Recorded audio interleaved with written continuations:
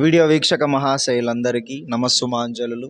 నేను మీ కార్తికేయన్, గ్రీష్మకేయన్ కోచింగ్ తరగతుల founder come correspondent మరియు డైరెక్టర్. ఈరోజు వీడియో వీక్షణ కార్యక్రమానికి స్వాగతం. ఈరోజు మన ముందు దీక్షిత గారు ఉన్నారు. దీక్షిత గారు 3 పద్యములను గురించి వివరించబోతున్నారు. దాని భావం ఏంటి అనేది మనకి చివరిలో తెలుస్తుంది. ఆ 3 పద్యములను వివరించడానికి ముందు దీక్షిత గారి నుండి చిన్న ముఖ పరిచయం తెలుసుకుందాం తన గురించి. అందరికీ ముందుగా నా నమస్కారములు. నా పేరు జే దీక్షిత. నేను 7వ తరగతి చదువుతున్నాను. నేను జీకే తరగతులకు వెళ్తున్నాను. ఈరోజు 3 పద్యాలను చెప్తున్నాను. శ్రమగలిగిన సిరిగలుగును, శ్రమగలిగిన వాణి కలుగు సౌఖ్యములెల్లన్, శ్రమగలిగిన మెచ్చు సౌరు సదయుడు తండ్రి.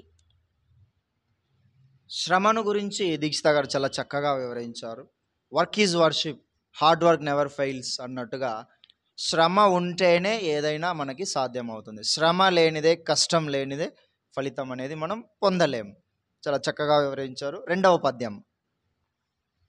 ధనమే మైత్రిని తెచ్చును, ధనమే వైరమును తెచ్చును, ధనమే సబలన్ ఘనతలను తెచ్చును, ఎంతటి గుణముల కుప్పలకు నెయల గువ్వల చెన్న. ఈ 2వ పద్యం నందు ధనమును గురించి, ధనం మూలం ఇదం జగత్ అన్నట్టుగా మనీ, డబ్బుకున్న వాల్యూ, ధనం ఉంటే సర్వస్వము మనకి సొంతమవుతుంది అన్న ఒక చిన్న పాయింట్ని క్యాచ్ చేసుకొని ఈ పద్యంను దీక్షిత గారు వివరించడం జరిగింది. చివరి పద్యం. చేసిన దృష్ట చేస్తున్నది చెప్పక నేర్పినన్ కప్పిపుచ్చి నేర్పినన్ కప్పిపుచ్చి గానపడదా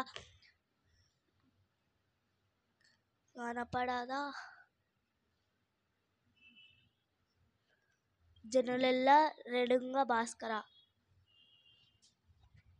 3వ పద్యము భాస్కర శతకమునకు సంబంధించినది. ఈ వీడియో వీక్షణం నందు దీక్షిత గారు 3 పద్యములను చాలా చక్కగా వివరించారు. ఒక్కొక్క పద్యం భావం చాలా ఉన్నతమైనది, గొప్పదైనది, మన జీవిత సత్యాలను వివరించేటువంటిది. తదుపరి ఇటువంటి మరొక వీడియో వీక్షణం నందు మీ ముందుంటాను. మరొకసారి దీక్ష గారితో మరికొన్ని పద్యాలను వాటి భావాలతో సహా తెలుసుకోవడానికి ప్రయత్నిద్దాం. అంతవరకు నేను మీ కార్తికేయన్, డైరెక్టర్ ఆఫ్ మన గ్రీష్మకేయన్ కోచింగ్ తరగతులు. ధన్యవాదములు. అందరికీ ధన్యవాదములు. నా పేరు జే దీక్షిత.